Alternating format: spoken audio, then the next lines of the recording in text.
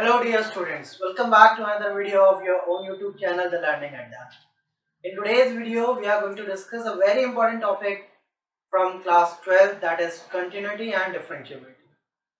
ये जो टॉपिक है ये पूरे 12th की मैथमेटिक्स की जान है, क्योंकि जो बोर्ड एग्जाम है आपका उसके अंदर में 37 से 40 मार्क्स का ये चैप्टर आता है, ये यूनिट आती है। इसमें आपका कॉन्टिन्यूटी एंड डिफरेंशिएबिलिटी आता है, एप्लीकेशन ऑफ डेरिवेटिव्स आता है, then integration, application of integration और डिफरेंशियल इक्वेशन। ये 5 चैप्टर मिलके एक यूनिट बनता है और ये सारे चैप्टर एक दूसरे से इंटरलिंक हैं, तो आप ये सारे चैप्टर कंटिन्यूसली देखिएगा, सारी वीडियोस की देखिएगा, ताकि आपसे प्रॉपर्ली बोर्ड एग्जाम में अटेम्प्ट कर पाएँ। तो चलिए शुरू करते हैं। और शुरू करने से पहले अगर आप नए हैं तो सब्सक्राइब बटन जरूर दबाइएगा और बेल आइकन को टैप करना बिल्कुल मत भूलिएगा। तो जैसा कि बात करते हैं कॉन्टिन्यूटी, आपने क्लास 11th में इसका एक छोटा सा पार्ट भी पढ़ा था। तो अगर हम बात करते हैं कॉन्टिन्यूटी की, तो जैसा कि वर्ड है कॉन्टिन्यूटी, मतलब ऐसा फंक्शन जिसका ग्राफ कॉन्टिन्यूअस हो, कहीं पर ब्रेक ना हो, उसे हम कॉन्टिन्यूअस फंक्शन कहेंगे। सपोज करिए मैं साइन एक्स का ग्राफ बनाता हूं अगर, तो वो कुछ इस तरह से बनता है। तो ये ग्राफ में बिना पेन उठाए बना सकता हूं ना? बिल्कुल बना सकता हूं। तो ये कैसा फंक्शन होगा? कॉन्टिन्यूअस फंक्शन होगा। मैंने कहा कि साइन एक्स एक कॉन्टिन्यूअस फंक्शन है, क्योंकि इसका ग्राफ में बिना पेन उठाए बना रहा हूं। फिर अगर मैं कॉस एक्स की बात करूं, तो कॉस एक्स का ग्राफ भी मैं बिना पेन उठाए बना सकता हूं। इसका मतलब क्या हुआ? cos x भी एक कॉन्टिन्यूअस फंक्शन है। अगर मैंने कहा ये एक सर्कल है, ये भी तो एक ग्राफ है, एक फंक्शन, किसी फंक्शन का ग्राफ है, ये भी कैसा होगा? कॉन्टिन्यूअस। ठीक है ना? मैंने कहा ये एक मैं स्ट्रेट लाइन का ग्राफ बना रहा हूं, तो ये भी कॉन्टिन्यूअस होगा, है ना, क्योंकि मैं बिना पेन उठाए इसको बना सकता हूं। किसी मॉडुलस फंक्शन का ग्राफ बना रहा हूं, तो ये भी कैसा होगा? कॉन्टिन्यूअस होगा। अच्छा, ये कोई मैथमेटिकल डेफिनेशन नहीं, बस समझने के लिए हम बताते हैं कि अगर हम किसी भी ग्राफ को बिना पेन उठाए या बिना कहीं से ब्रेक किए उसको प्लॉट कर पा रहे हैं, तो वो कॉन्टिन्यूअस फंक्शन होगा। समझ में आ रही बात? तो कहने का मतलब ये है कि इस तरह से हम कॉन्टिन्यूअस फंक्शन को पहचान सकते हैं, कैसे वो कॉन्टिन्यूअस होगा। तो भाई यहाँ से एक बात निकल के आई कि ये देखो, ये भी पॉलिनोमियल है, y = x + c। ये भी एक पॉलिनोमियल है, x² + y² = 1। मान लो एक और हम ले लेते हैं, ये देखो, ये भी एक पॉलिनोमियल है, x² = 4ay। तो यहां से बात क्या निकल के आई हमारी कि पॉलिनोमियल फंक्शन जो होते हैं आर कॉन्टिन्यूअस। पॉलिनोमियल फंक्शन हमारे सारे कॉन्टिन्यूअस होंगे। ठीक है, बात समझ में आ रही है? चलिए बात करते हैं algebra of function, algebra of continuous function.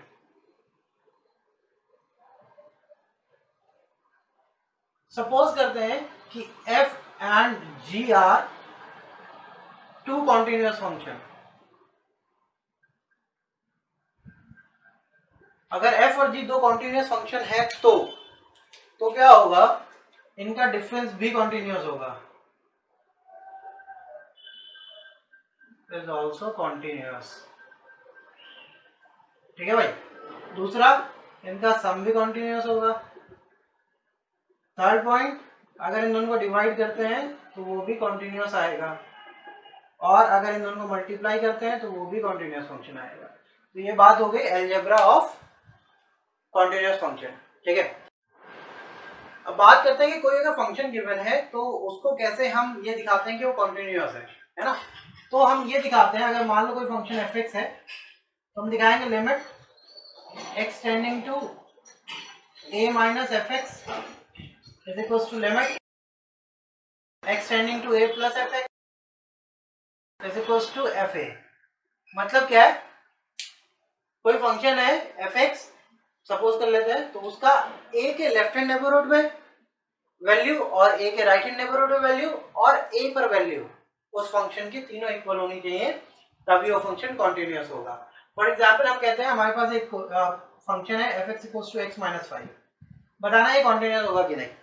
तो भाई जैसा कि आप देख रहे हैं पॉलिनोमियल फंक्शन तो कॉन्टिन्यूअस होगा ही। तो चलिए देखते हैं।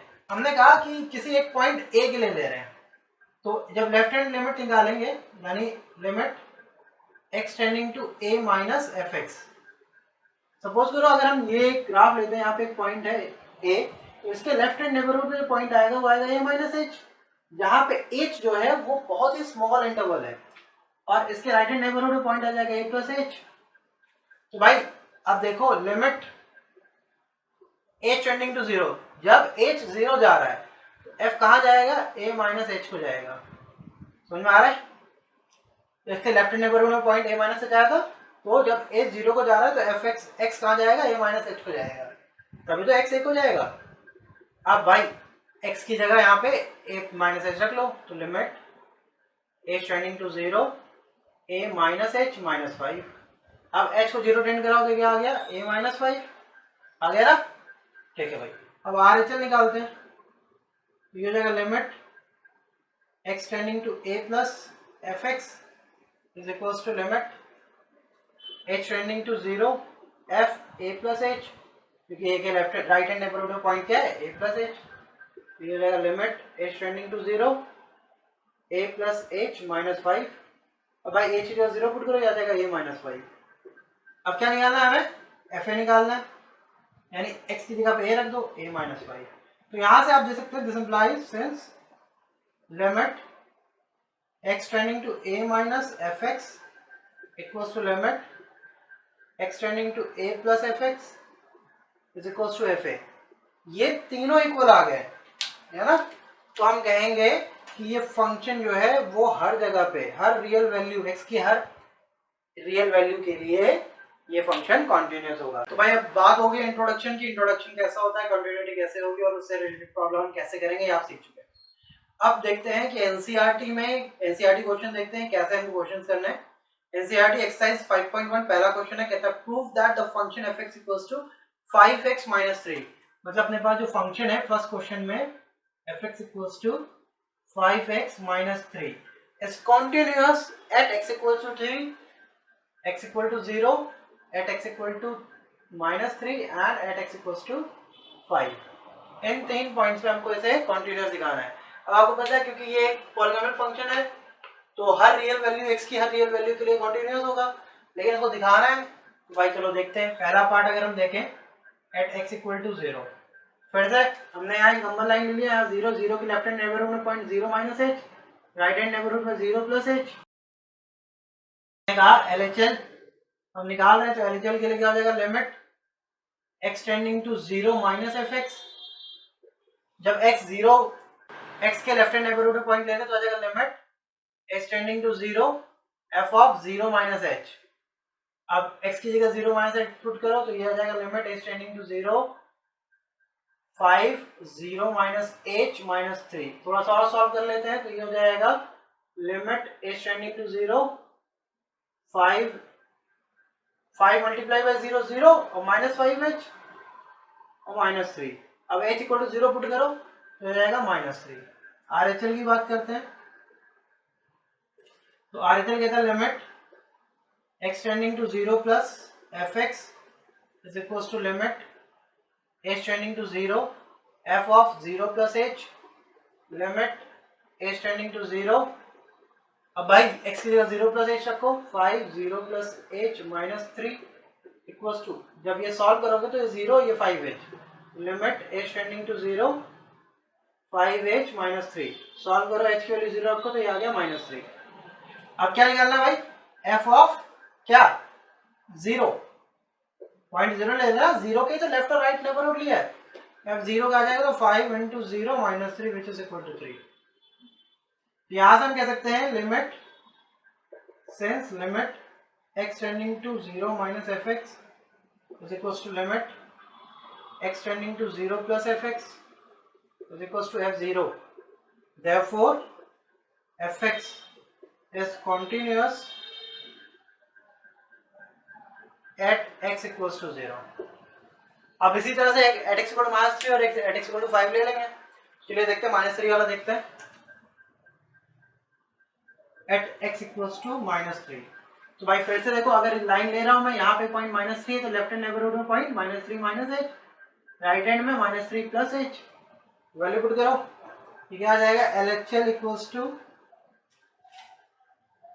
लिमिट x टेंडिंग टू कहाँ -3 minus f x which is equals to limit h tending to 0।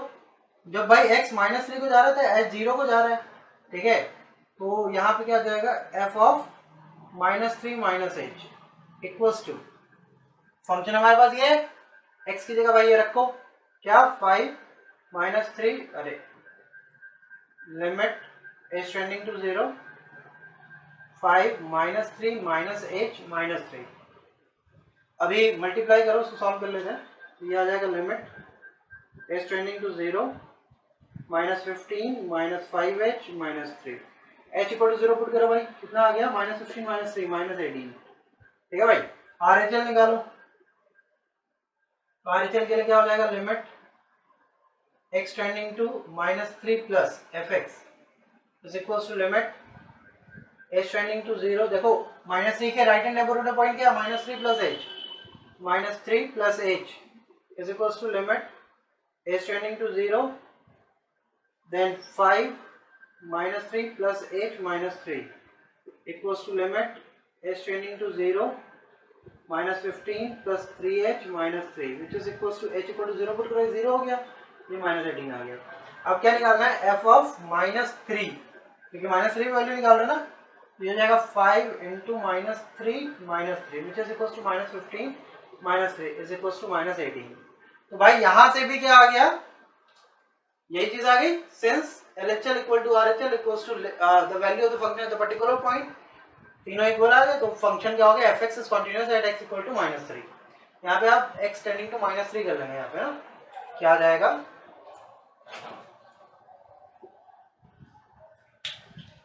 क्या आ गया, limit x tending to -3 minus fx equals to limit x tending to -3 plus fx equals to f minus 3, since this implies क्या, therefore fx is continuous at x equals to -3, ठीक है भाई। Third part है भाई, हमको क्या prove करना है, थर्ड पार्ट में 0.5 पे इसको चेक करना कंटिन्यूअस है कि नहीं, तो फिर थर्ड पार्ट कर लेते हैं, क्या है, at x equals to 5, फिर से limit x tending to 5 minus, तो ये हो जाएगा LHL, left hand limit fx is equals to limit h tending to 0, 5 के लेफ्ट हैंड नेबरहुड में पॉइंट क्या हो जाएगा, 5 minus h equals to limit h tending to 0, अच्छा यहाँ पे 5 माइनस h पुट करो भाई, तो ये आ जाएगा 5 into 5 minus h minus 3 equals to limit h tending to 0 25 minus 5h minus 3 which is equals to, ये 0 हो जाएगा, ये आ गया 22। RHL की बात करते हैं, यानी right hand limit x tending to 5 plus fx which is equals to limit h tending to 0 f of 5 plus h, क्योंकि 5 के राइट हैंड नेबरहुड में 5 प्लस h आ जाएगा, limit h tending to 0 5 plus h minus 3, function में put कर लिया x की जगह 5 प्लस h, तो हो जाएगा limit h tending to 0 25 plus 5h minus 3 which is also equal to 22। अब क्या निकालना है, f of 5, जाएगा 5 into 5 minus 3 which is equals to 25 minus 3 equals to 22। यहाँ पे भी हमने देखा limit x tending to 5 minus fx is equals to limit x tending to 5 plus fx equals to f5, तो therefore fx is continuous at x equals to 5, तो function क्या है, 0 -3 और 5 तीनों पॉइंट पे कंटिन्यूअस हो गया, ठीक है ना। चलिए इसको नोट कर लीजिए। सेकंड क्वेश्चन देखते हैं। सेकंड क्वेश्चन कहता है examine the continuity of the function fx equal to 2x² - 1, मतलब अपने पास जो फंक्शन है सेकंड क्वेश्चन में वो है 2x² - 1, है ना, at x equal to 3, at x equal to 3 पे करना है। अब फिर से ये पॉलिनोमियल फंक्शन है ना, कौन सा पॉलिनोमियल है, पैराबोला। देखो y इक्वल्स टू 2x² - 1, इसको उधर भेज दो, तो y - +1 इक्वल टू 2x², एक पैराबोला है, तो ये भी कॉन्टिन्यूअस होगा। अब दिखाते हैं कैसे होगा, पहले LHL निकालना है हमें, LHL ये आ जाएगा लिमिट x टेंडिंग टू क्या 3 माइनस fx, तो 3 के लेफ्ट हैंड नेबरहुड में 3 minus h tending to 0 f of 3 minus h equals to limit h tending to 0, put करो भाई 2 into 3 minus h whole square minus 1, limit h tending to 0, 2 ऐसे ही रहा, ये आ जाएगा 3 3 9 plus h square minus 6h minus 1 ना भाई, a minus b whole square open किया है, a square plus b square minus 2ab, ये आ जाएगा limit h tending to 0, 2 9 18 minus 2h square minus 12h minus 1, तो भाई h equal to 0 पुट करो तो ये दोनों 0 हो जाएंगे, 18 minus 1 आ जाएगा 17, ठीक है, कोई दिक्कत नहीं है इसमें। अब RHL निकालते हैं, limit x tending to 3 plus fx is equals to limit h tending to 0, f of 3 plus h equals to limit h tending to 0, twice of 3 plus h whole square minus 1 is equals to limit h tending to 0, twice of, अब इसका a plus b whole square, a square plus b square plus 2ab minus 1 equals to limit h tending to 0, bracket open करो, 18 plus 2h square plus 12h minus 1, 12h minus 1 equals to, देखो h equal to 0 put करो, ये 0, 18 minus 1 17. Now what we need to find f of 3, f of 3 निकालते हैं, आ गया 2 into 3 square minus 1, 2 into 3 is 9 minus 1 यानी 18 minus 1 which is equals to 17. तो यहां से भी हमने क्या आ गया, since limit x tending to 3 minus fx equals to limit x tending to 3 plus fx equals to f3, therefore fx is continuous at x equals to 3, ठीक है भाई। क्वेश्चन नंबर 3 की बात करते हैं, तो क्वेश्चन नंबर 3 कहता है examine the following function for continuity, function दे रखे हैं, उनकी कॉन्टिन्यूटी चेक करनी है। तो थर्ड क्वेश्चन के फर्स्ट पार्ट में अपने को दिया हुआ है fx is equals to x minus 5। अब भाई ये फिर से पॉलिनोमियल फंक्शन तो कॉन्टिन्यूअस होगा, लेकिन सीबीएसई बोर्ड वाले कहाँ मानते हैं, भैया सॉल्व करके दिखाओ, चलो LHL ले लो, क्या आ जाएगा, लिमिट x टेंडिंग टू, कोई एक पर्टिकुलर पॉइंट ले रहे हैं a माइनस fx, a के लेफ्ट हैंड नेबरहुड में पॉइंट क्या होगा अपने पास, h tending to 0, f of a minus h equals to limit, यहाँ पे a क्या है, a कोई रियल नंबर है, limit h tending to 0, x की जगह a माइनस h पुट करो, a माइनस h माइनस 5, भाई h 0 हो जाएगा तो a माइनस 5 बचेगा, ठीक है। फिर RHL ले लो, limit x tending to a plus fx equals to limit h tending to 0, f of a plus h equals to limit h tending to 0, a plus h minus 5, अब h equal to 0 put करो, a minus 5 आ गया, है ना भाई। अब क्या निकालना है, fa निकालना है, तो fa कितना हो जाएगा, a minus 5, since limit x tending to a minus fx is equals to limit x tending to a plus fx is equals to fa, where a belongs to real numbers, ठीक है, a क्या है, a कोई real number है, तीनों equal हो गए, therefore fx is continuous function, तो ये fx जो है अपने डोमेन में continuous function होगा, ठीक है। सेकेंड पार्ट की बात करते हैं, तो सेकेंड पार्ट अपने को दिया हुआ है fx is equals to 1 upon x minus 5 where x should not be equal to 5। तो भाई देखो ये फंक्शन भी ऊपर पॉलिनोमियल है, कांस्टेंट पॉलिनोमियल, नीचे लीनियर पॉलिनोमियल, तो पॉलिनोमियल अपन पॉलिनोमियल, तो ये फंक्शन कंटीन्यूअस होगा, ये फंक्शन कंटीन्यूअस होगा, तो दोनों कंटीन्यूअस होने चाहिए, लेकिन ये फंक्शन कहाँ पर डिफाइन नहीं होगा, अगर x इक्वल टू 5 आ जाए तो ये 0 हो जाएगा, 1 upon 0 इनफाइनाइट हो जाएगा, तो ये डिफाइन नहीं होगा, लेकिन यहाँ ये पहले बोल दे रहा है कि x इक्वल टू 5 नहीं हो सकता, तो अगर x इक्वल टू 5 नहीं होगा तो ये हर जगह पे कंटीन्यूअस होगा, क्योंकि x इक्वल टू 5 पे ये डिफाइन नहीं होगा। चलो करके देखते हैं, LHL निकाले, ये आ जाएगा लिमिट x टेंडिंग टू क्या, a minus fx is equals to क्या आ जाएगा, limit h tending to 0 f of a minus 0 is equals to limit h tending to 0 1 upon क्या a माइनस h माइनस 5, आ गया 1 upon a minus 5, h equal to 0 put कर दो। RHL की बात करते हैं, तो limit x tending to a plus fx is equals to limit h tending to 0 f of a plus h is equals to limit h tending to 0 1 upon a plus h minus 5 is equals to 1 upon a minus 5। Function की value निकाल लेते हैं कहाँ पर, a पर, ये भी 1 upon a minus 5 आ जाएगा।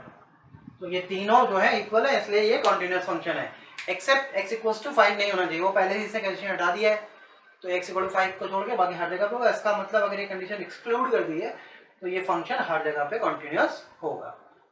अब थर्ड पार्ट देखते हैं, जो सी पार्ट है वो क्या कह रहा है, fx इक्वल्स टू, इसमें सी पार्ट में कहता है fx is equals to x square minus 25 upon x plus 25 sorry x plus 5 and x should not be equals to minus 5।